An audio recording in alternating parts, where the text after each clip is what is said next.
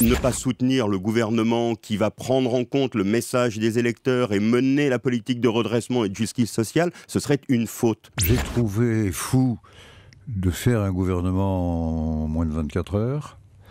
La plupart des démocraties sérieuses mettent au moins une semaine. Vous, votre discours, on dit souvent que c'était le plus, comment dire... Chiant. Bon, allez-y, je sais que vous avez un discours policé, mais vous pouvez dire le mot.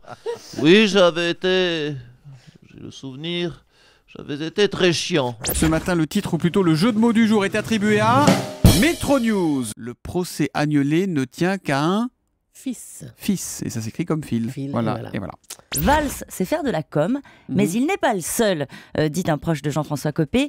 Il sait bien, en effet, que l'opération transparence sera écrasée par le discours de politique générale du Premier ministre. Ça s'appelle passer entre les gouttes. Bruno, si t'as des passes pour aller en coulisses, des passes coulisses, je prends. Ouais, je crois que ça sera plein, Bruno Leroux, cet après-midi à 15h. C'est à guichet fermé. Et vous avez des backstage aussi?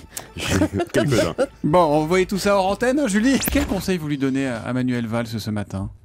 De ne réagir à aucune critique, de savoir se taire. Devant Thomas et Julie, mon pari n'est pas original. Manuel Valls aura une forte majorité. Je vous le confirme. Et la dissidence sera durer moins que la vie d'une vraie rose. Bonne journée. Le pari poétique de Jean-Pierre Elkabbach ce matin. Bonne journée.